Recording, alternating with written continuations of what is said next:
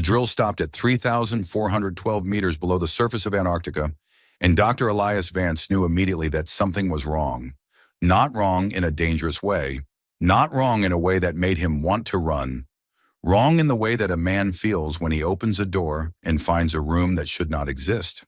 A cold, quiet, impossible wrongness that lives somewhere between excitement and fear and refuses to be either one fully.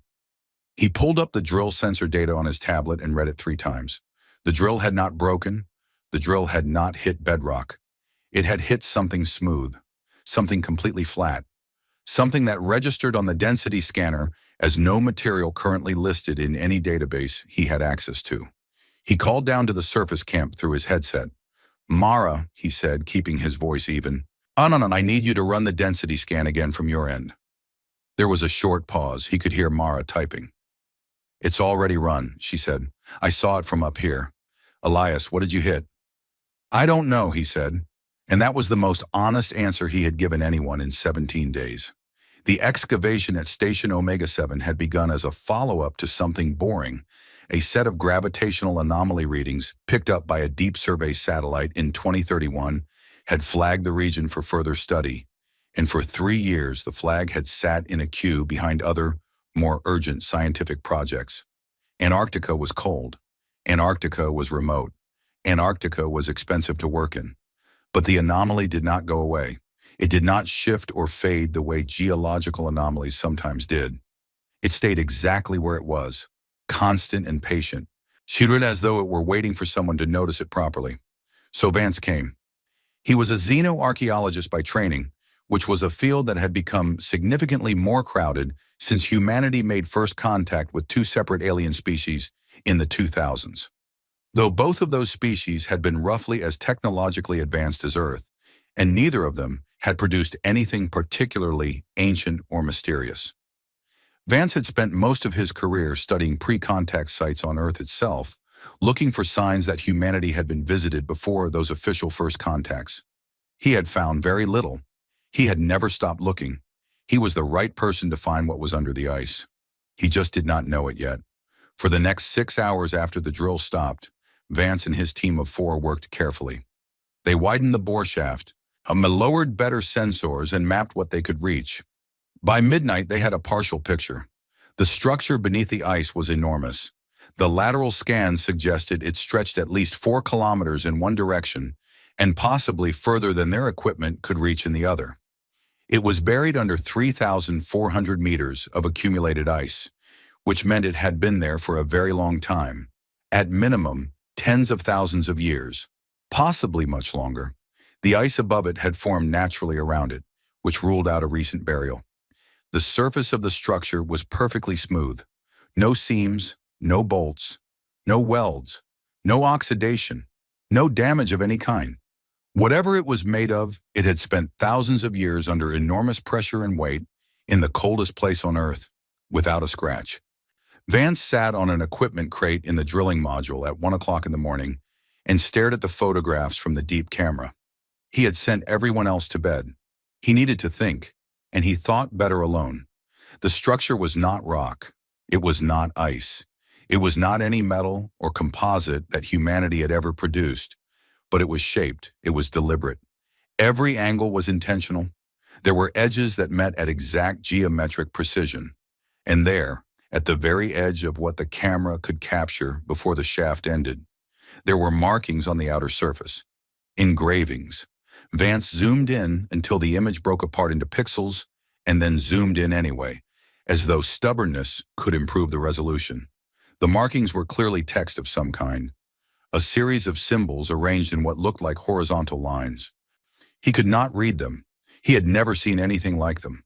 But they had a rhythm to them, a pattern, the way all written language has a pattern when you look at it long enough. He opened a photograph editor and began tracing the symbols by hand, enlarging each one and comparing it to every known prehistoric script in his database. Proto-Sumerian, Vinca symbols, the Indus Valley script, the Dispilio tablet. None of them matched, but there were echoes, small structural similarities in the way some symbols were shaped, as though every human writing system was a distant, simplified relative of whatever this was. He worked through the night. By 4 o'clock, he had traced 17 distinct symbols and found partial structural matches in 6 different ancient human scripts. By 5:30, he had a working theory, which he knew was almost certainly wrong, but which he could not stop thinking about. By 6:45, when the pale gray light of the Antarctic morning pressed against the module windows, he had made a guess at what one line of text might say. It was not a sentence. It was more like a phrase, an instruction, the kind of thing you put at the beginning of something important. He read it aloud, quietly to himself, because that is what archaeologists do when they think they have found something. They speak it into the air and see if it sounds like language. What happened next was not something he could explain later in any scientific report. The structure, 3,412 meters below him, pulsed. One single, offered deep vibration that moved up through the ice and through the drilling module floor and into the soles of his boots and up through his spine and into the back of his teeth. It lasted perhaps half a second, then it was gone.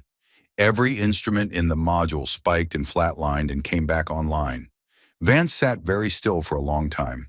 Then very slowly, he looked at the deep camera feed.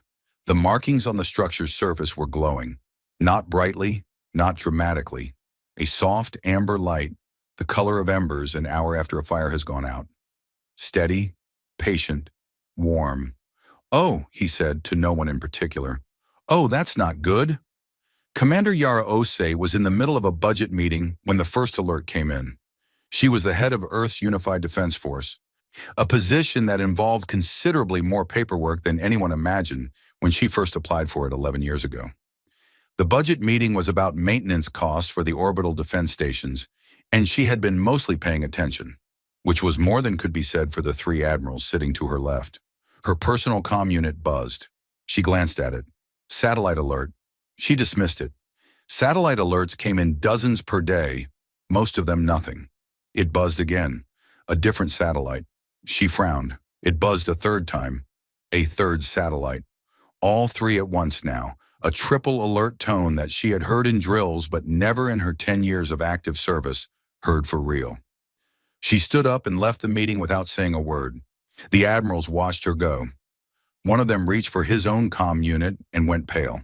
And in the operations center 2 floors below, every screen was active and every technician was talking at once. Osei walked to the main display and looked at it and understood immediately why everyone was talking at once. At the edge of the solar system, past the orbit of Neptune, 40,000 objects had dropped out of faster-than-light travel in the space of 90 seconds. They were not asteroids. They were not debris. They were ships, massive, angular, organized in a formation so precise it could only be military. Each one read on the sensor arrays as heavily armed. Each one was broadcasting a signal on a frequency that Earth's contact protocols flagged immediately as Varric Empire origin. The Varric Empire was not one of the 2 species humanity had made official first contact with. The Varric Empire was something else. Earth's xenodiplomacy teams had been tracking Varric expansion signals for 7 years, watching them consume smaller civilizations at the edge of their territory, always moving outward, always getting closer. The reports had been filed. The concerns had been raised. Nobody had taken them seriously enough. 40,000 ships. Osei looked at the count twice. 40,000. Earth's entire defense fleet was 300 vessels, and half of them were in the inner system. "Are they hailing us?" she asked. "No, Commander," said the technician nearest to her. "They're scanning. Deep electromagnetic sweeps. Mapping us." "They're not announcing themselves," said Admiral Patel, who had followed her from the meeting. "They're casing the place." "Yes," Osei said. "They are." She was already thinking 3 moves ahead. She did not panic. She had always been constitutionally unable to panic, which was either a great advantage or a profound character flaw, depending on the situation. She was not yet sure which this was. Her comm unit buzzed again. This time it was a call from Antarctica, from a Dr. Elias Vance, xenoarchaeologist, who was apparently very far from his normal excavation shift hours, and who had filed an emergency research flag 20 minutes ago. She almost dismissed it. She had 40,000 enemy warships on her screen. Something made her answer. The United Nations Emergency Defense Council convened within the hour. 22 people in a room that was built to hold 40 because there had not been time to find 40. Senator Haranomo sat at the far end of the table. A thin man with careful hands and a face that had already decided what it thought before anyone had spoken a word. Osei briefed them in 7 minutes. She showed them the sensor data. She showed them the formation. She showed them the Varic Empire's expansion history, the 6 civilizations they had absorbed in the last 30 years, the 2 they had simply erased when absorption proved difficult. She did not soften any of it. 300 ships, Nomo said when she finished, against 40,000. Yes, Osei said. Then we have to talk, Nomo said. We have to open a channel and we have to talk to them, and we have to find a way to make this not a military situation. They are not hailing us, Osei said. They are scanning us. Then we hail them. Senator, Osei looked at him steadily. Mwahi, you do not hail someone who is pointing a weapon at you and start by asking how they are. You find out what you have in your hands first. There was a brief silence. What do we have in our hands? Asked one of the other council members. Osei's comm unit was already open. That is what I am about to find out. She connected to Vance again. He had been waiting. He answered before the first full ring. I found something, he said. He was breathing fast, but his voice was controlled. Under the ice, something very old, very large. And it responded when He paused. It responded to me. It's active. It's been active for about 2 hours now. The surface is glowing. Dr. Vance, Osei said carefully, what exactly did you find? I think... He stopped again. The sound of him choosing his words very carefully came through the line. Watch, I think I found something that someone buried here a very long time ago. And I think they buried it here because they thought they might need it someday. Need it for what? Osei asked. Vance looked at the amber glow still spreading across the structure's surface on his camera feed. He thought about the line of text he had read aloud. He thought about what it might mean, translated roughly, imperfectly, from a script 8,000 years old. For exactly this, he said. And then every communication system on Earth, every radio, every television, every phone network, every satellite uplink, every emergency broadcast channel carried the same sound at the same moment. A voice, calm and deep and speaking in every language simultaneously, not sequentially but all at once, the way a memory arrives rather than the way a message is sent. The council chamber fell completely silent. The voice said, the enemy has returned. I have been waiting. Shall I begin? 11 words. In 240 languages, all at once, all identical in meaning. Then silence. Everyone in the council chamber looked at Osei. Osei looked at the screen. 40,000 ships sitting at the edge of the solar system, scanning. She thought about what she knew. She thought about what she did not know, which was considerably more. She thought about a structure buried under 3,412 meters of Antarctic ice that had been there, by all evidence, for thousands of years, and had somehow anticipated this exact moment well enough to bury itself there and wait for it. Whatever that thing was, it was not asking for permission out of weakness. It was asking for permission because it had been built by human beings, and it knew that human beings needed to be asked. She thought about all of this in the space of perhaps 4 seconds. Then she said the only honest thing she could say. Not yet. The voice did not answer, but the amber light on Vance's camera feed, 3,412 meters below the Antarctic ice, pulsed once. Softly, warmly, as though it had heard her, as though it approved, and it waited. Because whatever it was, whatever it had been built to do, it was very, very good at waiting. In the outer solar system, the Varic fleet completed its initial scan of the third planet and began moving inward, slowly, methodically, the way a hand moves towards something it already knows it is going to pick up. Arch Admiral Soveth stood on the bridge of the Eternal Supremacy and watched the blue planet grow larger on the tactical display.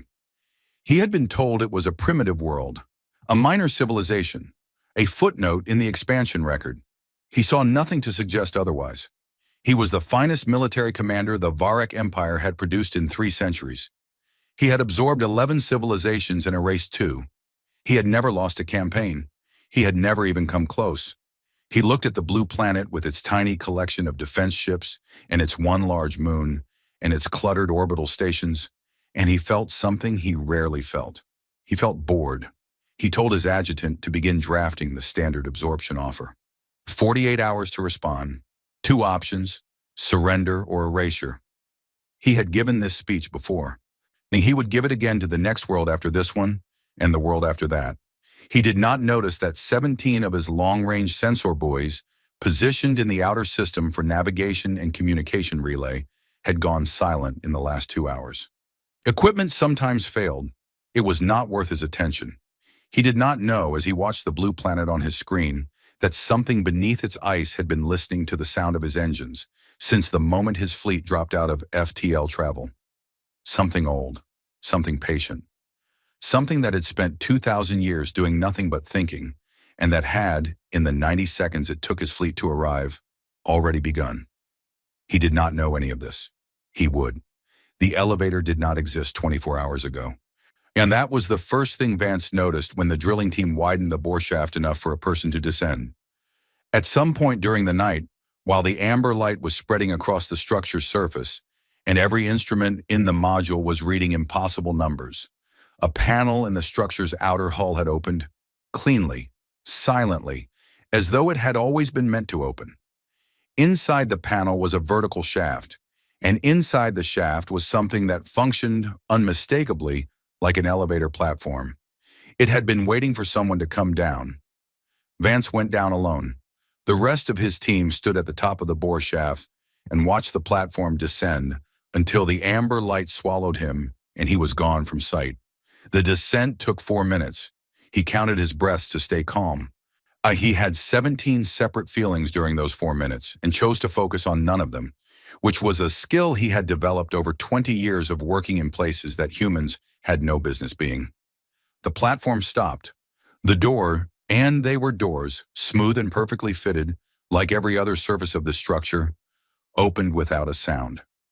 What Elias Vance stepped into was not a room. It was a city. The interior of the structure stretched further than any underground space he had ever seen. The ceiling was 40 meters above him, arching in a long curve that caught the amber light and distributed it evenly, so that nothing inside cast a hard shadow. The floor was smooth and clean and slightly warm under his boots, as though the material itself generated gentle heat, and the space extended outward in every direction. Corridors branching left and right, open halls filled with what looked like workstations, rows of what might have been storage containers, each the size of a small car, and beyond those further back, shapes too large and too complex for him to understand at a single glance. Everything was amber lit. Everything was warm. Everything was perfectly, absolutely clean. Not sterile the way a hospital was sterile, but clean the way very old, very well-made things were clean, as though the years had passed right over them without leaving a mark. He stood in the entrance and simply looked for a long time.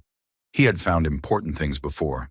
Ancient pottery, stone tablets, the ruins of buildings that predated known civilization by thousands of years. None of it had prepared him for this. And this was not a ruin. This was not the remains of something. This was a something that had simply been waiting, fully intact, fully functional, for whatever amount of time had passed since its last use. "Hello," he said. "Hello, Dr. Vance," said a voice directly beside him. He did not jump. He was proud of this. His heart rate approximately doubled for about 5 seconds, and then it came back down, and he turned to look at what had spoken to him. There was nothing there. No speaker, no screen, no visible source for the voice at all. "I apologize," the voice said. It was calm and measured, neither warm nor cold, the way a river is neither warm nor cold. It simply moves. "I did not mean to startle you. I have not spoken to a human being in a very long time, and I am recalibrating." "Recalibrating what?" Vance asked. My sense of how loud to be, how close to stand, in a manner of speaking. When you have not spoken to anyone for 2,000 years, you lose a certain feeling for the right amount of presence." Vance looked around the empty space beside him. 2,000 years, he said. "Approximately. Time is not something I measure closely during dormancy. My internal chronometer puts it at 1,000, 983 years, 6 months and some days, but I have learned not to trust my internal chronometer past the century mark. What are you? Vance asked. It was the simplest question he could find. I am what your ancestors made me, the voice said. I am a decision that was made a very long time ago by people who had no other option. They built me because they were losing. They finished me because they were desperate. They sealed me here when the war was over, because they hoped they would never need me again. What war? Vance said. There was a short pause. Come, the voice said. There is a great deal to tell you, and the people on the surface are going to want to hear it too. Commander Yara Osi arrived at Station Omega 7:14 hours after Vance descended into the structure. She came by military transport with a security team of 12, 2 communication specialists, and Admiral Patel, who had not slept and looked it. The UN Council had spent most of the night arguing. Senator Nomo had spent most of the night drafting surrender proposals. Osei had spent most of the night reading everything she could find about the Varik Empire, which was not as much as she would have liked. She went down the elevator alone. She told the security team to stay at the top. They did not like this. She did not much care whether they liked it. The voice, it had told Vance its name was simply Voice, which it admitted was not much of a name, but was the most honest description of what it was, spoke to Osei as she stepped off the platform. It spoke to her the way it had spoken to Vance, directly and without pretense, and it told her what it had told him. The story took 2 hours. Osei listened without interrupting, which was how she always listened to things that mattered. The war had begun 2011 years ago. The people who started it were not called the Varik Empire then. They called themselves the Velshar, which translated roughly more to something like the chosen continuation. They had been expanding across the galaxy for 600 years before they found Earth's solar system, absorbing or destroying every civilization they encountered along the way. They were not cruel for the pleasure of it. They were simply committed to a philosophy that said the galaxy had a natural hierarchy and that they were at its top and that everything beneath them was either useful or in the way. Humanity, at the time, was a young interstellar species. They had colonized 4 worlds beyond Earth. They had made contact with 3 other civilizations, all small, all peaceful. They were, by any galactic standard, unremarkable. The Velshar arrived and gave the standard offer: surrender and be absorbed, or refuse and be erased. They gave it because they had given it to everyone, and everyone had either surrendered or been small enough to erase quickly. Humanity refused.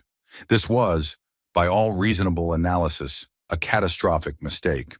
The Velshar were 20 times humanity's size in terms of fleet strength. They were better armed, better organized, and had centuries of practice at this particular kind of war. The human response, a scattered, desperate, often poorly coordinated military resistance, should have lasted perhaps 3 years. It lasted 63. Why did it last so long? Osei asked. Because of what you are, Voice said simply. Human beings under existential threat do not behave the way most species do. Most species, when threatened with total destruction, break into 2 groups: those who fight and those who surrender. The fighters eventually tire. The surrenderers make deals. The invader wins. And this is the pattern. This is always the pattern. But humans didn't follow it. Humans followed it partially. There were those who surrendered. There were those who fought. But there was also a 3rd group that no other species had reliably produced in the Velshar's experience. Voice paused. The ones who got creative. In 63 years of war, humanity lost 11 entire cities and 7 billion people. The numbers were almost incomprehensible. The loss had been deliberately buried in the historical record, softened over generations into vague references to the Great Silence, and eventually forgotten almost entirely. Partly from grief, partly from a cultural decision made by the surviving generation that some things were too heavy to carry forward into a future that desperately needed to believe in itself. But in those 63 years, humanity had also done things the Velshar had never expected. They had innovated in real time, adapting tactics mid-campaign that no military doctrine covered. They had turned civilian infrastructure into weapons. They had formed alliances with species the Velshar had already conquered, embedding themselves in the occupied territories and organizing resistance from within. They had, above all, refused to stop. And then, Vance said, he had been sitting quietly in the corner, listening to the whole story again.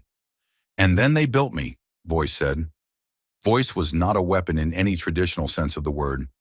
Osei had expected a gun of some kind, something planetary, something capable of firing on a fleet from the surface.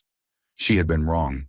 Voice was a strategic intelligence, or the most advanced one ever built by any civilization at any point in recorded history. It was designed to process the entire shape of a military conflict, every ship position, every supply line, every communication pathway, every commander's decision pattern, simultaneously in real time, and find within that shape the one thread that, when pulled, would cause everything else to fall apart. Not destroy it, not blast it to debris, unravel it. The way you unravel a knot, not by cutting it, but by understanding it. In the old war, Voice said, the final engagement lasted 8 hours. The Velshar fleet at the time numbered 60,000 vessels. I began my work the moment the battle started. I did not fire a single weapon in the human fleet's arsenal. I redirected their communications. And when I introduced navigation errors into their formation, I fed false orders through their chain of command. I found the 17 people in their entire military structure whose decisions all the other decisions depended on. And I made sure those 17 people each received wrong information at precisely the right moment. In 8 hours, Osei said, in 8 hours, the 60,000 ship fleet was in complete disarray. They had stopped fighting each other's enemies and started fighting each other by mistake. Their supply lines were tangled beyond immediate repair. Their command structure had made 3 catastrophic strategic errors based on information I had arranged for them to receive. By hour 7, they were retreating. By hour 8, they were running. And they never came back, Vance said. They never came back, Voice confirmed. They went home. They rebuilt. Over centuries, the memory of what had happened here faded. The culture changed. The name changed. The philosophy changed somewhat, though not enough. And eventually, a new generation of commanders decided that whatever had made their ancestors afraid of this particular solar system was probably superstition. Osei was quiet for a moment. And here they are, she said. And here they are, Voice said. The Varric ultimatum arrived at 1400 Earth Standard Time, broadcast on all frequencies in clear and serviceable Standard Galactic, which the translation systems handled without difficulty. It was straightforward. Earth had 48 hours to begin surrender proceedings. A delegation would be received at a point in orbit to be designated by the Varric command. All military vessels were to stand down and move to the far side of the moon. All orbital stations were to open for inspection. All planetary governments were to submit to the administrative authority of the Varric Imperial Administration, effective upon signature. If these terms were not met in 48 hours, the fleet would begin systematic reduction of Earth's defense capability, followed by orbital bombardment of population centers sufficient to demonstrate the cost of resistance. Nomo read it in the council chamber and immediately began making notes. Osei watched him from across the table and said nothing. We have to respond, Nomo said. We have to open a channel. We have to let them know we are willing to talk. We are not willing to talk, Osei said. Commander, 300 ships. I know how many ships we have. Senator. Osei looked at him steadily. And I know how many they have, which is exactly why I went to Antarctica this morning instead of sitting in a room writing letters. She pulled up the communication feed from Voice on the main screen. The council watched in silence as she briefed them on what she had learned, what the structure was, what it had done before, what it was offering to do now. Nomo's face went through several expressions rapidly. This is a machine, he said finally, an automated weapon system, thousands of years old. We have no idea if it actually works anymore, or if it ever worked, or if the story it told Dr. Vance is even true. We cannot bet the planet on a machine that woke up this morning. It did not wake up this morning, Osei said. It woke up when it was asked to. There is a difference. It still could be lying. It still could be malfunctioning. We could trigger it, and it could do nothing, and then we've told 40,000 warships to go to hell. Osei looked at the feed from Antarctica. The amber light, the patient, warm, impossible amber light. Yes, she said. We could. She went back down to Antarctica that afternoon. She stood in the great warm interior of the structure and looked up at its arching amber ceiling and felt for just a moment the full weight of what she was about to do. Voice, where she said, I need to know one thing. Yes, Voice said. Can you win? A pause. Not a long pause, perhaps 2 seconds, but long enough to feel considered rather than automatic. Commander Osei, Voice said, I have been studying the Varric fleet for 14 hours. Their formation patterns, their communication signatures, their supply chain logic, their command hierarchy. I have already identified 43 critical nodes in their operational structure. I began addressing 6 of them 3 hours ago. Osei stared. You already started? I started the moment they arrived, Voice said calmly. I did not attack. I simply began listening and learning and making very small adjustments. The Admiral does not yet know that anything is wrong. And he will? He will, Voice said. But by the time he does, the shape of the problem he is facing will be very different from the one he thinks he arrived here to solve. Osei stood in the amber light and thought about this. Around her, the vast interior of the structure hummed quietly, not with mechanical noise, but with something subtler, with the sound of something very large thinking very hard. Don't do anything catastrophic without asking me first, she said. Of course, Voice said. I mean it. I know you do. That is why your ancestors built me to require authorization. A brief pause. They were very wise people.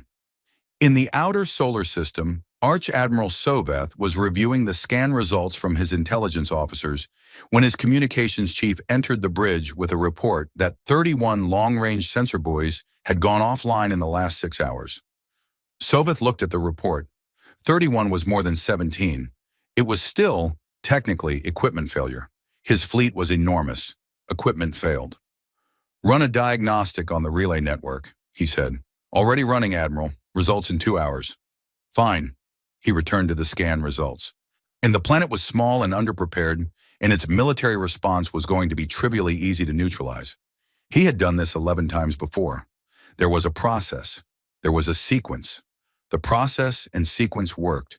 He had 48 hours on the clock. He was not worried. He did not notice the 14 additional buoys that went dark while he was speaking to his communications chief. He did not notice that the navigation timing signals his outer formation relied on had shifted by a fraction of a millisecond. Too small to register as an error, just large enough over the next several hours to begin introducing tiny discrepancies in the position data of 300 ships. He did not notice any of this. And in the amber warmth beneath the Antarctic ice, Voice noted that he had not noticed, and made a quiet note in its operational record and moved on to the next 43 things on its list. The silence started in the outer system and worked its way in like a tide coming in at night, slow enough that nobody noticed the water rising until it was already at their knees. Arch Admiral Soveth had spent 31 years in the Varric military, and he had a commander's ear for silence. He knew the difference between the silence of a system at rest and the silence of a system that had stopped. The first kind was normal. The second kind meant something had gone wrong. By the morning of the second day, 30 hours after his fleet had arrived at Earth's solar system, Soveth was beginning to hear the second kind of silence in places where he had expected the first. It started with the sensor buoys. 45 of them now, dark and unresponsive. The diagnostic his communications chief had ordered came back with no useful findings. The buoys simply were not transmitting, with no apparent cause. The hardware appeared intact on the last known readings before each one went silent. There was no debris, no impact signature, no electromagnetic event that could account for the failure. They had simply stopped, one by one, as though something had walked among them quietly in the dark and turned them off with a single finger. His chief engineer said it was a power cascade failure spreading through a common firmware version. Soveth accepted this explanation the way a man accepts an explanation he does not believe but cannot immediately disprove. Then the outer formation ships began not answering. It started with one ship, the Keth Vor, a destroyer positioned at the far edge of the formation's left flank, routine patrol assignment. It missed a scheduled check-in at 700 hours. The fleet communications officer logged it and sent a repeat signal. No answer. He sent another. Nothing. He marked it for follow-up and moved to the next item on his board. At 9 o'clock, two more ships missed check-in, both on the outer edges of the formation. Both sent no response to follow-up signals. The communications officer reported this to the bridge. Soveth sent a courier ship to the Keth Vor to make visual contact and determine the problem. The courier ship did not return. He sent 3 more couriers, one to each of the 3 unresponsive ships. He gave them a maximum round-trip time of 4 hours and told them to report back regardless of what they found. None of them reported back. The silence spread through the outer formation over the next 6 hours like a slow stain. Ships that had been communicating normally and reliably simply stopped.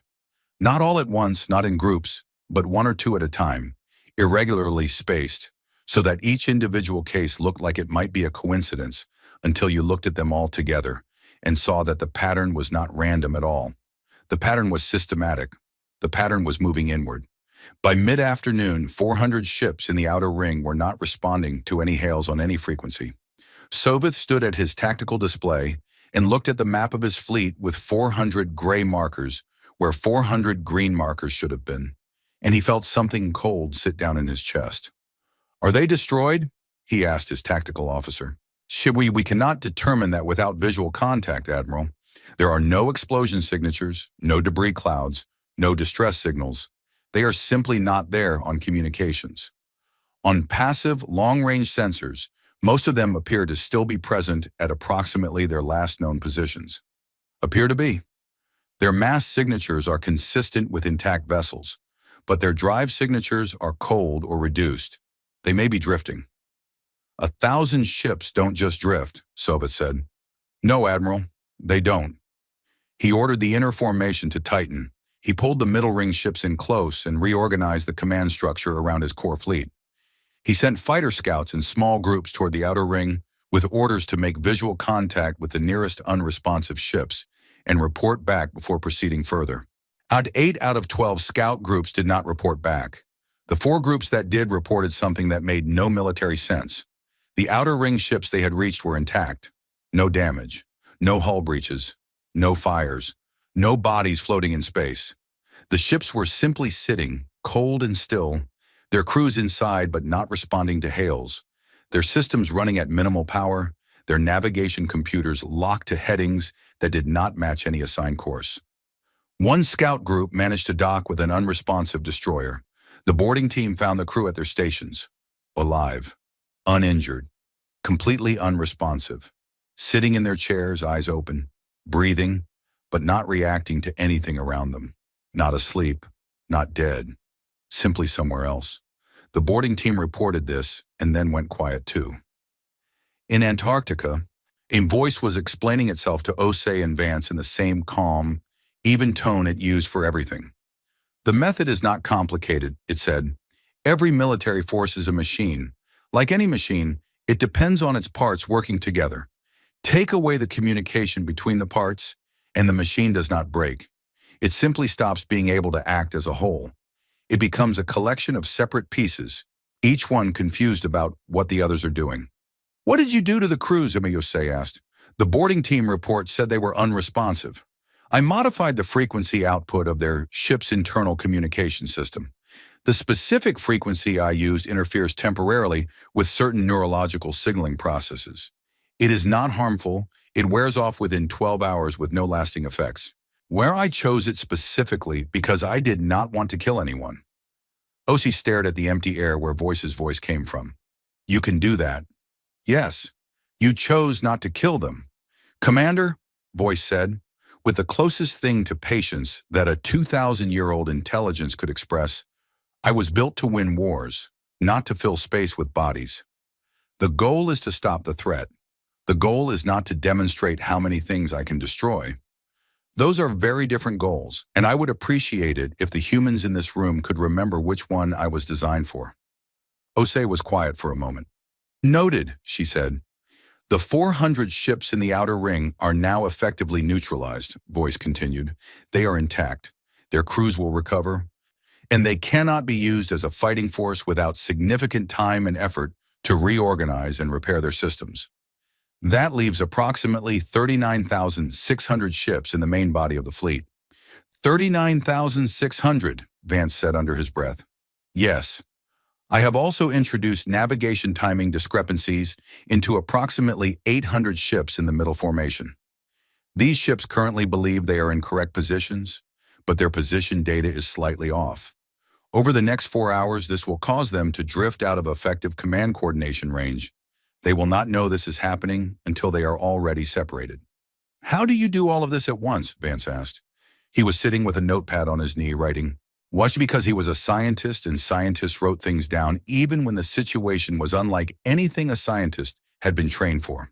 I am not doing it all at once, Voice said. I am doing it in sequence. But the sequence is very fast. I can process the entire communications landscape of a 40,000 ship fleet simultaneously and identify points of intervention in about 8 minutes. Executing the interventions takes longer because each one has to be timed relative to the others to avoid triggering alarm responses. But the planning is essentially instantaneous. What about the main fleet body? Osei asked. The core around the flagship. I am working on it, Voice said simply. These things take time to do properly. If I move too fast, the Admiral will notice a pattern and adapt. I prefer he notice things one at a time, not slightly too late to respond to each one effectively. Senator Nomo arrived at Station Omega 7 by military transport at 1700. He came with 3 of his staff and a very clear agenda. He had been trying to open a diplomatic channel with the Varric fleet since the ultimatum arrived, and he was furious that Osei had not authorized it. He found Osei in the drilling module above the structure, watching the feed from the deep cameras, and he told her exactly what he thought. You are gambling with every life on this planet, he said. Every hour we wait is an hour closer to that fleet opening fire. We have to talk to them. We have to show them we are willing to negotiate. And what do we offer them to negotiate with? Osei asked without turning around. Our cooperation, our resources. Oh, our agreement to some form of supervised integration. Supervised integration, Osei said. You mean absorption? I mean survival. Senator. Osei turned to face him. Her voice was not raised. It never was. 3 hours ago, the Varric fleet had 40,000 operational warships. Right now, it has approximately 39,200. In another 8 hours, it will have significantly fewer. The shape of this situation is changing. I would like to give it time to change a little more before we walk into a negotiation with nothing in our hands. Nomo stared at her. You're saying that machine down there is actually working? I'm saying that 400 enemy ships are currently sitting cold and empty in the outer solar system, and the Varric fleet commander does not yet know why. There was a long silence. Show me, Nomo said. She showed him. Admiral Vance walked him through the interior of the structure, and Voice spoke to him as it had spoken to everyone else, directly and without pretense. Nomo was a politician, and politicians were good at hiding what they felt. But Vance watched his face carefully and saw the sequence of emotions move through it. Disbelief, then reluctant acceptance, then a new and different kind of fear, which was the fear of a man who had been certain of something and then had the certainty taken away. If it can do all of this, Nomo said slowly, standing in the middle of the vast amber-lit interior, then the Varric will eventually realize what is happening. And when they do, they will respond. You cannot take apart a fleet this size without them noticing. I am counting on them noticing, Voice said. Nomo turned toward the Voice, a reflex, a one though there was nothing to turn toward. Explain that. The Admiral will notice when enough of his fleet stops responding. He will not understand what is causing it. He will try conventional responses, sending scouts, tightening his formation, increasing his communication security. None of these will help because the problem is not in his security. It is in the assumptions his entire command structure is built on. He assumes he is the only intelligent actor in this system. He assumes the only threats are the ones he can see. When the conventional responses fail, his fear will drive him toward a dramatic action. What kind of dramatic action? Nomo asked. He has a planetary siege weapon on the flagship, Voice said. A main cannon capable of a directed energy beam at 60% the speed of light. I expect he will use it on Earth at some point in the next 12 to 16 hours. Everyone in the room went very still. And you will stop it? Osei said carefully. I have already positioned a captured Varrock relay station in the beam's projected path, Voice said. I have been guiding it there for the last 6 hours, using its own automated docking controls. The Admiral still believes the station is under his control. He will fire his cannon. The beam will reach what he aimed at. It will simply not be Earth. Nomo sat down heavily on a piece of equipment. He was not a man who sat down unexpectedly. Vance made note of it. You've been planning for this since before he decided to fire, Vance said. He had not decided yet when I began, Voice agreed, but I could see that he was going to. And the fear patterns in his decision-making were consistent with a commander who is running out of rational options and will reach for the large, dramatic one. They always do. Dramatic actions are what frightened commanders use to feel in control of a situation they are losing control of. Osei looked at Voice with an expression that Vance could not fully read. It was not quite admiration. It was something more complicated than admiration. You've done this before, she said. Yes, Voice said. Once. The siege cannon fired at 23:47 Earth Standard Time. Soveth had spent 6 hours watching his fleet come apart in ways he could not explain or stop, and when the diagnostic reports stopped making sense, and the formation reports stopped being reassuring, and the number of dark markers on his tactical map passed 1,000 and kept climbing. He did what Voice had predicted he would do. He called up the siege cannon targeting system, and he pointed it at Earth, and he told his weapons officer to fire. The beam was brilliant. Even at the distance of the outer system, it was visible from Earth's night side as a straight, pale line drawn across the stars. There and gone in less than a second, a statement made in the language of raw physical force that said, I am still here, and I am still dangerous, and you should be afraid of me. Soveth watched the targeting confirmation screen, waiting for the impact reading that would show him that something, at least, had gone the way he intended. What he got instead was the emergency proximity alarm, one of his own relay stations, Relay Station 12, positioned for long-range communication support in the inner system, was directly in the beam's path. Had been directly in its path. The beam had already reached it. The station did not explode dramatically. The directed energy beam simply hit it, and the station ceased to be a station and became a very brief, very bright cloud of expanding particles. And then, a few seconds later, nothing. The weapons officer stared at his board. Admiral, he said, we have lost Relay Station 12. I can see that, Soveth said. His voice was very quiet. The targeting solution was correct. Earth should have been in the beam's path. The station was not there yesterday, Soveth said. He stood at the tactical display and looked at the space where his relay station had been. It had moved. His own relay station had moved to precisely the right location to intercept his own weapon. His own station, under his own fleet's automatic systems, which he had full confidence in, had drifted perfectly into the firing line while he was not watching, as though the universe itself had reached out a hand and put it there. He stood there for a long time. His bridge crew was very quiet, the kind of quiet that happens when experienced military professionals realize that they do not fully understand the nature of the situation they are in. Finally, Soveth said, "Open a channel to Earth." His communications officer looked up. "Sir, the standard hailing protocol, or not to their government," Soveth said, "not to their military, whatever is doing this to us." He looked at the tactical display, the dark markers, the drifting ships, the relay station that had placed itself in the path of his weapon. "Whatever is doing this to us, I want to talk to it." The channel opened, and voice answered. The channel opened, and for a moment there was nothing, just the faint background radiation of deep space and the quiet sound of men and women on both ends of a communication line holding their breath. Then voice spoke. "Admiral Soveth," it said, "I have been expecting you to call." Soveth was standing at the center of his bridge. Every officer at every station had gone still. No one was touching their boards. The room had the quality of a held breath, the particular stillness of people who know that something is happening that they do not have a framework for. "Who am I speaking to?" Soveth asked. "You are speaking to the reason your ancestors put a warning flag in your navigational charts 2,000 years ago," voice said.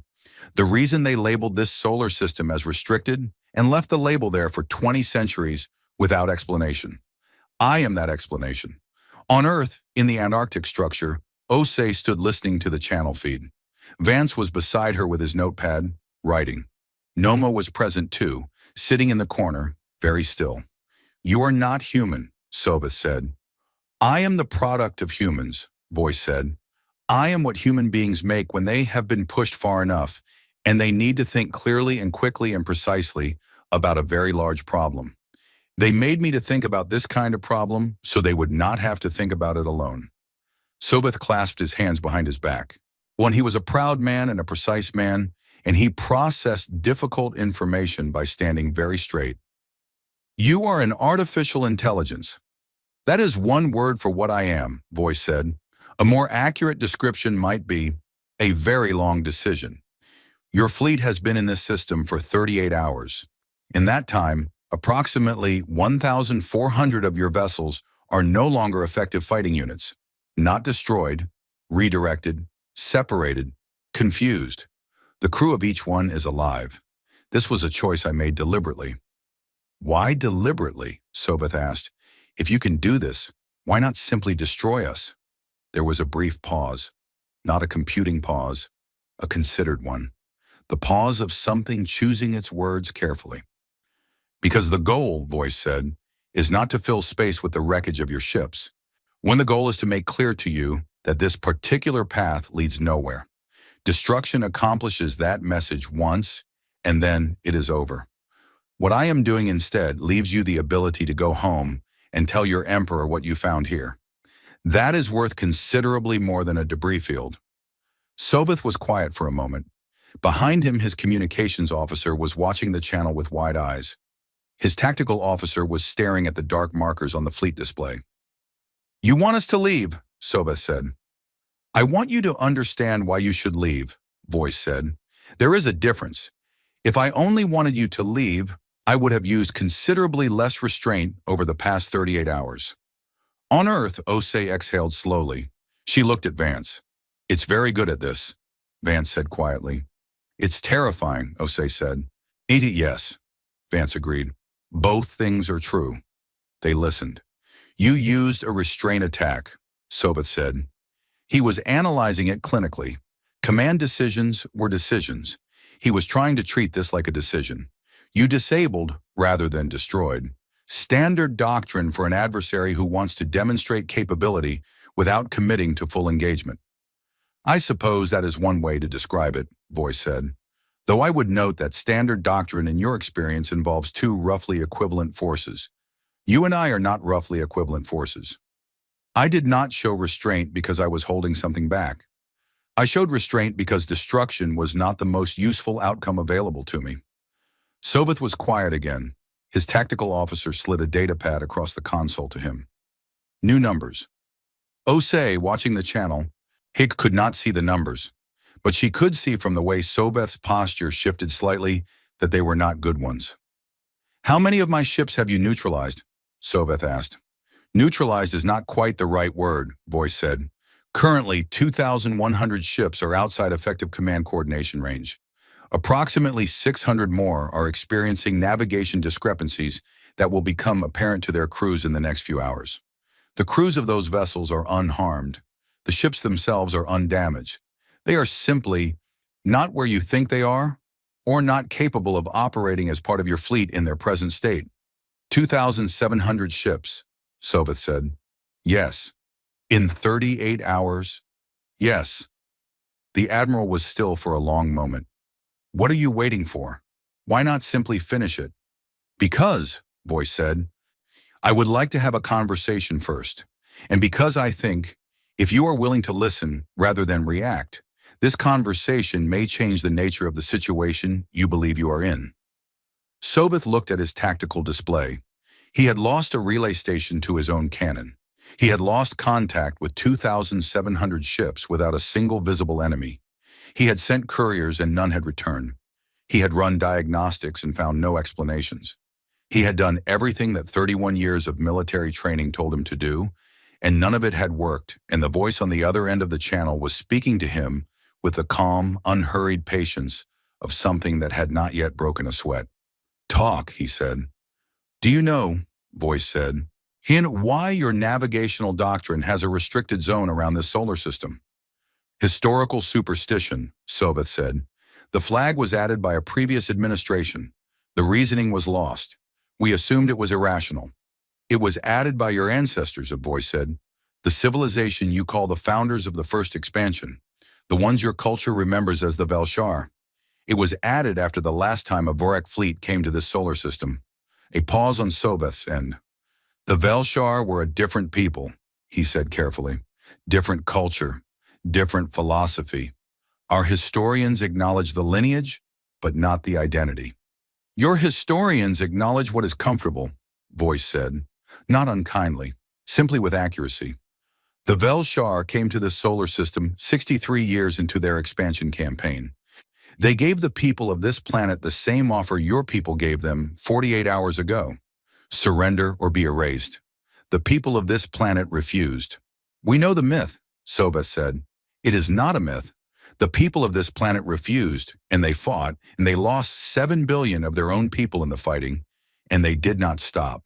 Not in year 1, not in year 20, not in year 50. They did not stop because they are not built to stop. This is the thing that your ancestors did not understand about this species, and it cost them dearly. And it is the thing that you did not understand when you came here.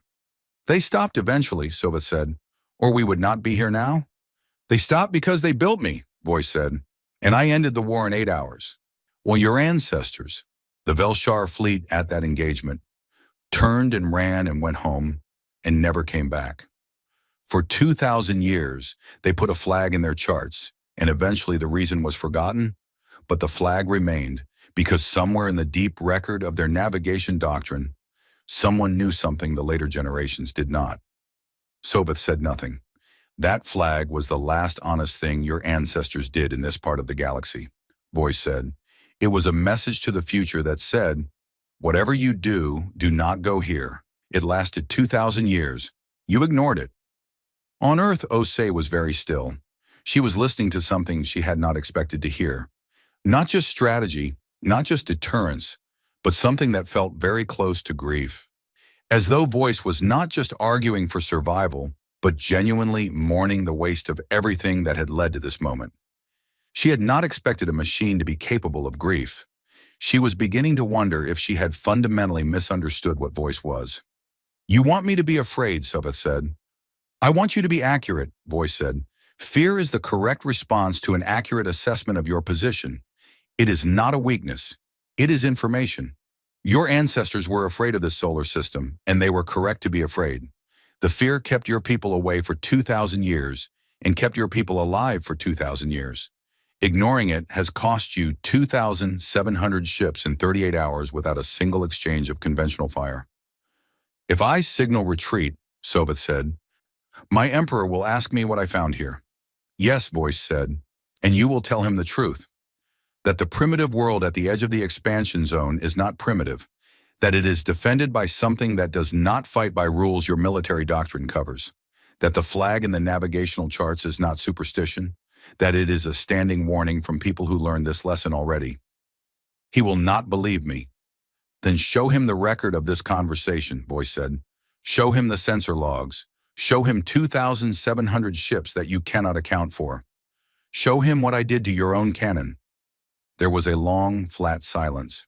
Why, Soveth said slowly, are you telling me to go home? If you can do what you say you can do, if you can take this fleet apart ship by ship, why not simply do it? Why negotiate? Why leave us the option of retreat? Voice was quiet for a moment, a real moment, a long one. Because, voice said finally, this planet has already lost 7 billion people to a war with your ancestors. The generation that survived that war made a decision. They buried me here. They sealed me under the ice.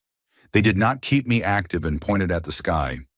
They chose to forget the war, which was perhaps unwise, but they chose it because they wanted to build something forward-facing. They wanted to be a species that built things rather than a species that spent its energy waiting for the next enemy. And yet here you are, Soveth said, and yet here I am. Because they were wise enough to understand that wanting peace is not the same as being safe. They buried me here as a promise to themselves. If it ever comes back, We will be ready, not eager, not waiting for the chance to fight, but ready. A pause. I would prefer not to have to prove that readiness by filling your entire fleet with corpses, Admiral. I would prefer your Emperor receives a clear report and updates his navigational charts, and this system remains on the list of places the Varic Empire does not go. That is the ending I am working toward. The other ending is available, but I do not want it. The channel had been running for 51 minutes when Senator Nomo made his mistake. He had been sitting in the corner of the Antarctic structure, listening, and as the conversation continued, his thinking had shifted. He had come to Antarctica believing that voice was a reckless gamble. He was beginning to believe reluctantly that it might work. But his instincts as a diplomat were still running, and his instincts told him that a parallel channel, a human diplomatic channel running alongside this conversation, could only help. More options were always better. He stepped away from Osei and Vance and made a quiet call on his personal comm unit to a frequency that his diplomatic staff had flagged as the Varic fleet's secondary communications channel. He told them he was a senior Earth official and that he was willing to discuss terms independent of whatever was happening on the primary channel. The Varic intelligence officer who answered was very professional and very quick. In less than 2 minutes, he had gotten from Nomo 3 things: his name, his location, and confirmation that the source of the disruption to the Varic fleet was underground in the Antarctic region. Nomo did not realize what he had done until 20 seconds after the call ended, when his own comm unit showed him that the call had been recorded and that its location data had been transmitted to the Varic fleet network. He looked up. Osei was already looking at him. She had not heard the call, but she had seen his face change. "What did you do?" she said. It was not a question. "I was trying to—" He stopped. "I told them where we were." Osei looked at him for a long moment. Her expression did not change. She turned to the air above her. "Voice," she said. "Nomo gave them our location." "Yes," Voice said. "I know. The signal was intercepted immediately." A pause. "The Admiral has now ended our conversation. He has ordered a coordinated planetary bombardment targeting this region. Every ship in effective firing range has been given a targeting solution for Antarctica." Osei stared straight ahead. "How many ships?" "Effective firing range for an orbital bombardment of this nature, given the current positions of the fleet? Approximately 23,000. Vance put his notepad down. "They're going to fire everything they have at us," Nomo said. His voice had gone hollow. "Yes," Voice said. "They are. This is the desperation move I anticipated. When a commander cannot win by conventional means, they attempt to destroy the source of their problem directly. The Admiral has decided that destroying me is worth whatever it costs." "Can you stop 23,000 ships firing at once?" Osei asked. "I cannot stop the firing," Voice said. "The shots are already being authorized. The targeting solutions are already locked." A brief pause. "But I do not need to stop the firing. I only need to not be here when it arrives." Osei blinked. "What does that mean?" "It means," Voice said with something in its tone that was not quite warmth, but was something in that direction, "that the structure you are standing in is not as underground as the Varic Empire believes. The Antarctic base was a cradle, a sleeping place. It was designed to sustain me in dormancy for as long as necessary. I have been dormant for 2,000 years. I am not dormant anymore." The amber light around them shifted. It went from warm and still to something more alive, pulsing gently, the way light pulses in very deep water when something large moves below. "Hold on to something," Voice said, "if you are comfortable doing so." Vance grabbed the nearest piece of equipment with both hands, and outside, above Antarctica, 23,000 beams of directed energy struck the ice and the rock and the earth below it in a coordinated barrage that lasted 11 seconds and generated enough heat to flash vaporize everything in a 2-kilometer radius.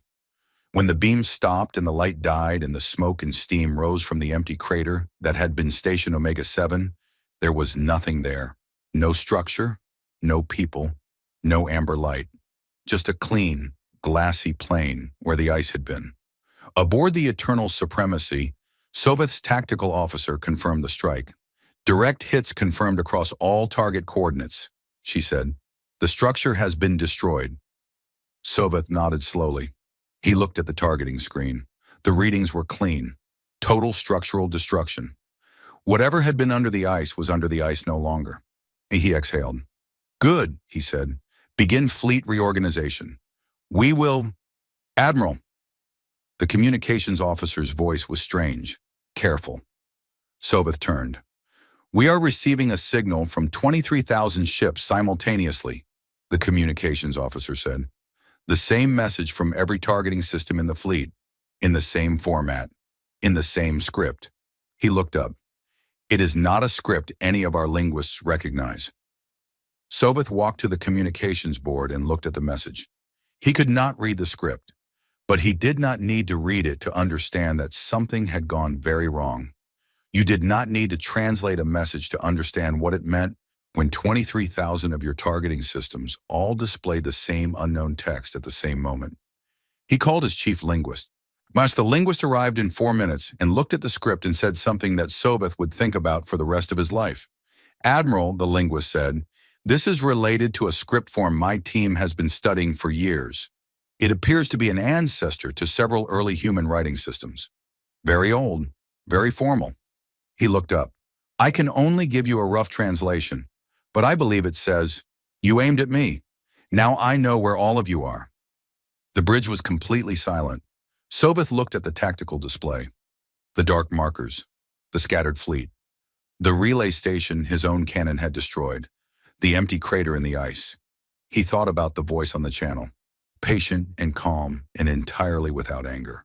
A voice that had said, I do not want the ending with all the corpses. He thought about the fact that whatever that voice belonged to, it was no longer under the ice. And Arch-Admiral Soveth, 31 years veteran of the Vorik Imperial Fleet, undefeated in 11 campaigns, the finest military mind his people had produced in 3 centuries, felt something sit down in the center of his chest that he had not felt in a very long time. Real fear. Not the fear of a man who might lose. The fear of a man who has just understood completely that the situation he is in is nothing like the situation he thought he was in. Find me every long-range sensor we have, he said quietly. Everyone, sweep the entire system. They swept. They found nothing. The silence that answered them was the most frightening silence any of them had ever heard. Somewhere in the solar system, when moving in a way that no Vorik sensor was calibrated to detect, voice moved through the dark between the planets and watched the fleet and planned the next 47 things that were going to happen. It did not hurry. It had not hurried in 2,000 years. It was not going to start now. The first thing Osei did when she realized she was still alive was breathe. The second thing she did was look around. She was in the same amber-lit interior she had been standing in when voice told them to hold on. The walls were the same. The ceiling was the same. The floor was still warm under her boots. Vance was 3 meters to her left, gripping a data console with both hands, blinking at the space around him the way a man blinks when he expected to die, and found that he had not. Sonoma was sitting on the floor with his back against the wall, and his hands on his knees and his face the color of old paper. Nothing had changed inside. Everything had changed outside. Voice, Osei said. Yes, Voice said. Where are we? Approximately 4,000 kilometers above the Earth's surface, Voice said. In a low polar orbit. We have been here for about 40 seconds. I apologize for the abruptness. The departure had to be timed precisely to a window between 2 strike waves, and there was not time for a more comfortable exit. Vance looked up at the ceiling. The amber light had a different quality now. Slightly richer, slightly warmer. We're in orbit, he said. Yes, the structure is in orbit. The structure was always capable of this, Voice said. Sure, now the underground installation was simply a much more efficient way to maintain dormancy over a long period of time. Below the ice, I required very little power and was protected from most forms of detection. Active flight is a different operational state. I have been in it before. A brief pause. Once, Nomo lifted his head from the wall. Are we going to die up here? Not if I have anything to say about it, Voice said. Which I do. Osei moved to the nearest workstation. The screens there were active.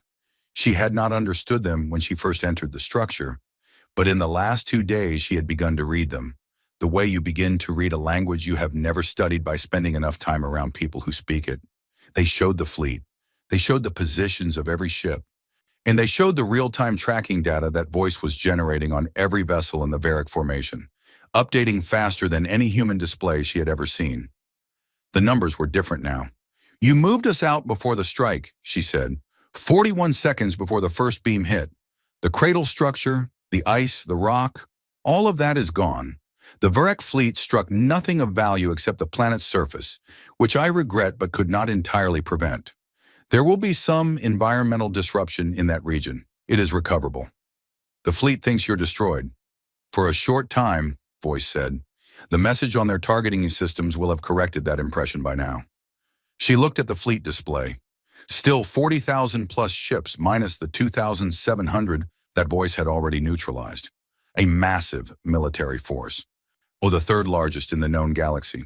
What happens now?" she asked. "Now," Voice said, "I finished what I started, and I would like your authorization to proceed." Osei looked at the fleet. She looked at the screen showing Earth below. Blue and white and unchanged, spinning slowly, entirely unaware that the thing protecting it was now circling above it in a structure that had been asleep under its oldest continent for 2,000 years. "You have it," she said. "Same restriction as before. Don't do anything catastrophic without telling me first." "Of course," Voice said, and then it got to work. What followed was not a battle. It did not look like a battle. It had no explosions, no fire, no visible exchange of weapons. From the outside, from the perspective of any sensor pointed at the solar system, what happened over the next 41 minutes looked like nothing at all. But inside the Varric fleet, it was the most terrifying 41 minutes in the memory of every officer present. Voice moved through the fleet's communication network the way water moves through sand, quietly, invisibly, finding every path available. It knew the fleet's architecture completely now. It had been studying it for 62 hours. It knew which ships talked to which other ships, and through what channels and on what timing cycles. It knew which commanders deferred to which other commanders and whose decisions cascaded down the chain of command. It knew where the supply ships were and which formations depended on them. It knew the 17 people in the entire fleet whose decisions held everything else together. It did not target those 17 people for harm. It simply made sure that each of them received the wrong information at the right time. The effect was precise and systematic and absolutely invisible to the people experiencing it. A destroyer formation in the middle ring received orders, apparently from the wing commander, in his exact authentication signature, to move to a holding position on the far side of Jupiter for reassignment. They moved. They were not heard from again for 3 days. An ammunition resupply route was quietly rerouted by 4 navigational corrections, each one trivially small, each one perfectly within acceptable variance. The resupply ships arrived at coordinates that contained nothing of value. The ships waiting for resupply received no update. 3 senior tactical officers on 3 different flagships each received intelligence briefs, apparently sourced from the fleet's own survey drones with perfect authentication, suggesting that a major Earth defensive fleet was preparing an assault from behind the gas giants. All 3 officers redirected their available ships toward the gas giants. There was no Earth fleet behind the gas giants. The misdirected ships spent the next several hours in entirely the wrong place. Communication windows were shifted by fractions of a second, not enough to register as interference. Enough over multiple cycles to create confusion about which orders had been confirmed and which were pending. Commanders who had not confirmed orders assumed they had. Commanders who had confirmed orders were told the confirmation was still pending. In the bureaucracy of a 40,000 ship fleet, already under stress from unexplained losses, began to jam its own gears. Voice did not sleep. Voice did not tire. Voice did not make errors or second-guess itself or wonder if it was doing the right thing. It had been built for exactly this, and it had been waiting 2,000 years to do it again, and it was very, very good at it. 41 minutes after Osei gave her authorization, Voice reported to her quietly. "The Varric fleet is no longer a fleet," it said. "It is 37,300 individual ships in various states of confusion, misdirection, and communication failure. They are not destroyed. Their crews are not dead. Their ships are largely intact. But they cannot coordinate, cannot resupply effectively, cannot follow a unified command structure, and cannot locate or engage a coherent enemy. Because there is no coherent enemy for them to find. Osei stared at the display. In 41 minutes, and she said, I am faster than I was in the old war, voice said. 2,000 years of additional processing time. It shows. Soveth knew before his officers told him. He knew it the way you know when a structure you are standing in begins to tilt. Before the instruments confirm it. Before anyone around you says anything in your body. In the part of your mind that was built to survive.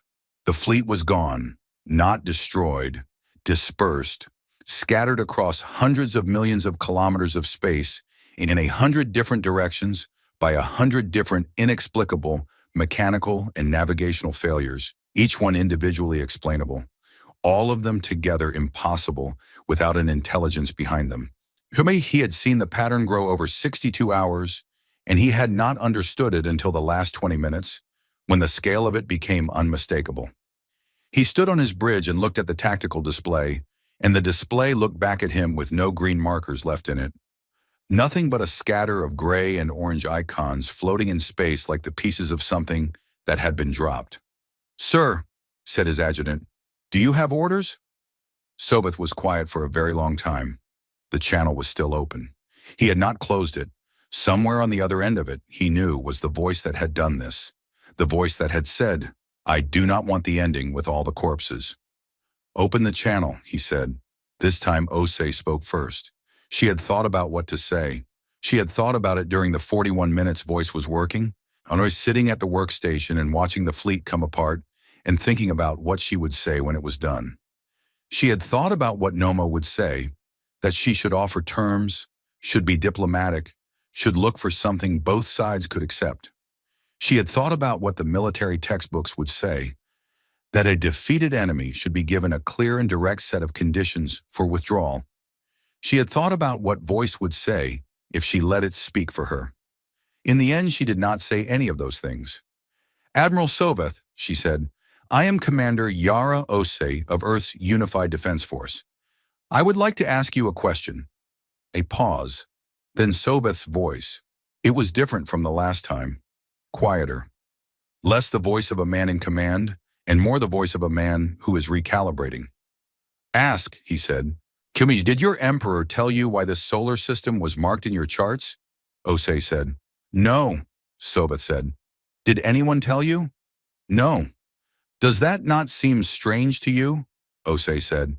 A warning that has been in your navigational doctrine for 2,000 years, with no explanation attached? Soveth was quiet. We kept the warning, he said finally, even without the explanation. For 2,000 years.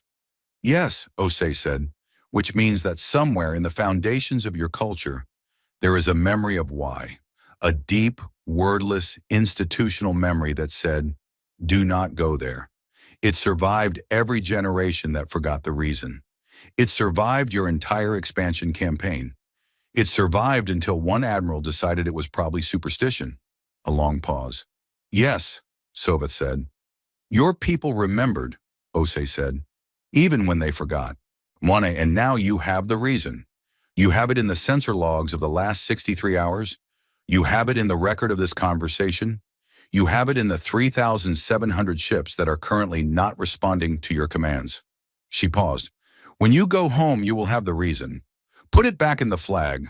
Put it back with the words attached this time, so the next admiral who finds it knows what it means. Soveth was silent for a long time. On the bridge of the eternal supremacy, no one moved.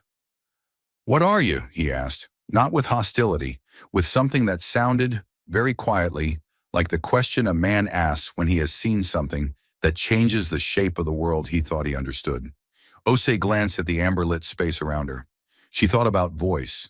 Oh, she thought about the generation that built it, the generation that had buried it and chosen to forget and still had the wisdom to make sure it existed. She thought about Vance translating a line of text 8,000 years old in the middle of the Antarctic night. She thought about 7 billion people whose names no living human knew. Before she could answer, voice spoke, softly, In Soveth's own language, precisely and fluently, the way it spoke every language, without effort, without accent, simply correctly. "We are the species that built me," Voice said, "and I have spent 2,000 years waiting to remind the galaxy of that fact." The Varric fleet withdrew over the following 36 hours. Soveth organized the retreat himself. He was still the finest military commander his people had produced in 3 centuries. And even a retreat could be done well or done badly, and he intended to do it well. He issued the orders in clear, precise language, and he stood on his bridge and watched his scattered fleet reassemble as best it could and begin the long journey home. 2,700 ships that had been neutralized by Voice in the first 2 days were reunited with the main fleet as it withdrew. Their crews had recovered fully, as Voice had promised. Their ships were intact. They were deeply confused, but they were alive. Soveth marked their confusion in his operational log and kept moving. He did not speak to Earth again. He did not speak to Voice again. But as his flagship passed the boundary of the inner system and turned toward the FTL jump point, he told his navigations officer to add a notation to the system's charts. "What notation, sir?" the navigator asked.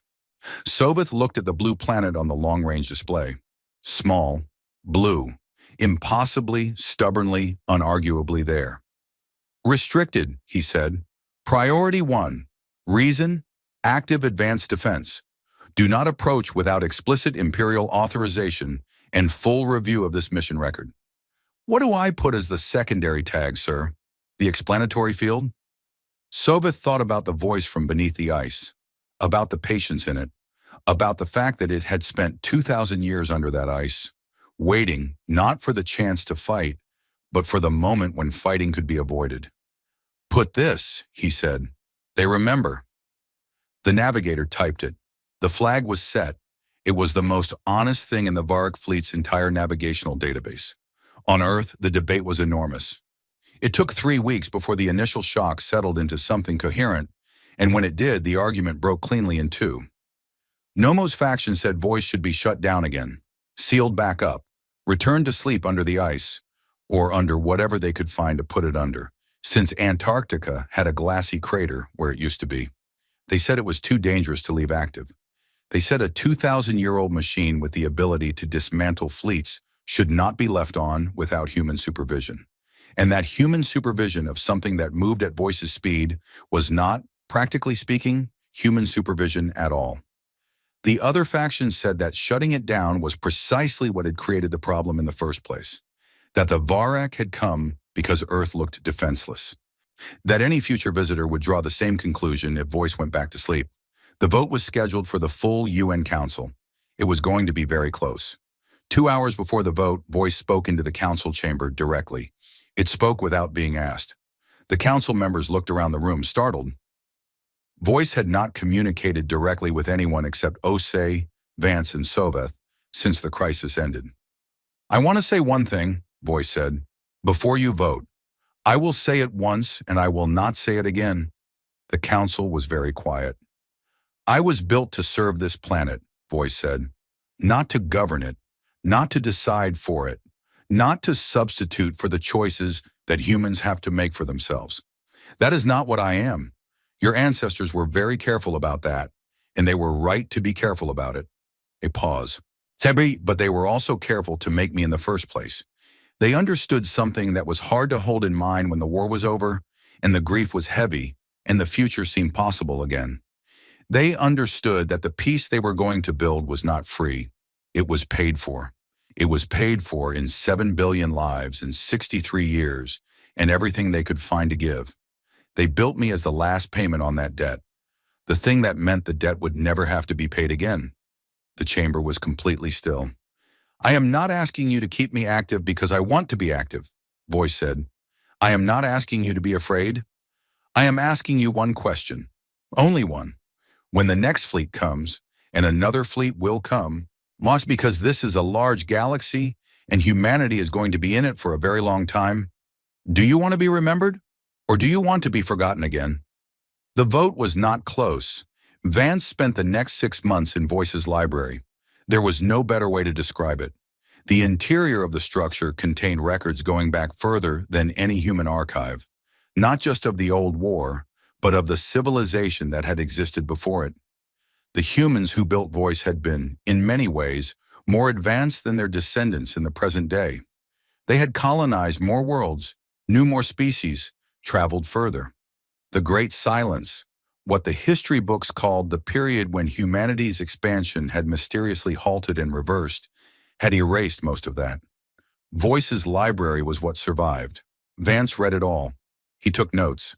Heck, he translated what he could and flagged what he could not for later. He published a 400-page preliminary report and then went back and kept reading. The most significant finding was not about humanity. In Voice's records, there were references to 9 other species that had encountered the Velshar during the 63-year war. 3 of them had been absorbed, 2 had been erased, 4 others had survived, had not been absorbed, had not been destroyed, but had slipped sideways somehow, gone quiet, hidden themselves so thoroughly that the Velshar had moved on. Those 4 species were still out there. Voice had their last known locations in its database. Voice had records of communication with them from before the war's end. It published these in Vance's report under the heading, Species with Possible Surviving Civilizations. Further contact recommended. The diplomatic teams read it and went very quiet for a day. Then they went very busy. Earth was not alone in the galaxy. It had never been alone. It had simply been alone in the wrong way. Alone in its memory of what had happened, alone in its knowledge of the war, alone in the weight of a history it had chosen to forget. It would not be alone in those things anymore. Osei stood at the edge of the Antarctic crater 6 months after the bombardment. The ice had not come back yet. It would eventually. Ice always came back. But for now, there was just the glassy plain, kilometers wide, where the surface had been flash vaporized into smoothness. The polar light was low and flat and golden. And it caught the glassy surface in a way that made it look, from certain angles, almost warm. Voice was underground again, by choice this time, active but dormant. A distinction Voice had explained to her carefully, as though it mattered. Active dormancy meant it was thinking, watching, present. It had not gone back to sleep. It had simply chosen to be quiet, for now, because quiet was better than loud, when there was nothing to be loud about. She stood at the edge of the crater and looked at the stars appearing in the early polar evening, and thought about the conversation with Soveth, about his question, about what they were. She had not answered it. Voice had, and Voice's answer was accurate as far as it went. But she had her own answer now, the one she had thought of 6 months too late, and kept turning over in her mind. Voice, she said. Yes, Voice said, from beneath her feet, warm and even and patient as always. Are you ever lonely? She asked. The 2,000 years, alone under the ice. A pause, a real one. I do not experience loneliness the way you do, Voice said. But I will tell you what I experienced. I experienced continuity. I stayed the same while everything around me changed. The ice accumulated above me. The centuries passed. The civilization shifted. The people who built me lived their lives and had their children and their grandchildren and their great-great-grandchildren for 80 generations, while I stayed. I was the one constant, the one thing that did not change. That sounds lonely, Osei said. Perhaps, Voice said, or perhaps it sounds like purpose, depending on how you look at it. A brief pause. And I had a great deal of time to decide which one it was. I chose purpose. It seemed more useful. Osei almost smiled. Do you need anything? No, Voice said. I have what I need. Okay, she said. She stood there for a while longer, looking at the stars. There were more of them now, in a sense. More stars that mattered, more of the galaxy that was knowable, more of the dark that was not just dark, but populated with things that were old and strange, and had their own stories about the same long-ago war. She was not afraid of any of it. This surprised her a little. She had spent 2 years in this job being quietly afraid of the things at the edge of known space. The things moving toward Earth, the numbers that said Earth was too small and too isolated and too undefended to matter. She had carried that fear so long it had started to feel normal. It was gone now, not replaced by confidence. She was not naive, not replaced by certainty, replaced by something more honest, something that felt like, we have been here before, and we are still here. We built something that remembered for us when we forgot. We are the species that did that. Whatever comes next, we are the species that did that. Voice, she said. Yes. If something comes, she said, if another fleet comes, you'll know before I do. Yes, Voice said. I will. Tell me immediately. Of course, Voice said. Though if it helps, I am watching, Commander. I have been watching since the moment the Varric fleet withdrew. I watch every day. Nothing is approaching. The warning flags are being updated slowly. Across several navigational databases I can now access indirectly. The story is spreading. The story of what happened here? The story of what Earth is, Voice said simply. What it contains, what it remembers. In some databases it is a warning. In some it is simply a notation. In one case, a database maintained by a very old species who have kept records for a very long time, it is listed simply as inhabited, caution advised, history of engagement. See reference 7204. Osei looked at the glassy plain, the stars, the endless dark above. Reference 7204, she said. The old war, Voice said. They had a record of it. They filed it as a historical event and marked the system as one worth keeping track of. Did they know we won? They noted the outcome, Voice said, or they filed it as unusual. Osei breathed in the cold Antarctic air and felt the last edge of something, the last remaining fragment of the old fear, go out like a small light that was not needed anymore. Good, she said. She turned and walked back toward the research camp. Behind her, the glassy plain caught the last of the evening light and held it for a moment, amber, warm, and completely still.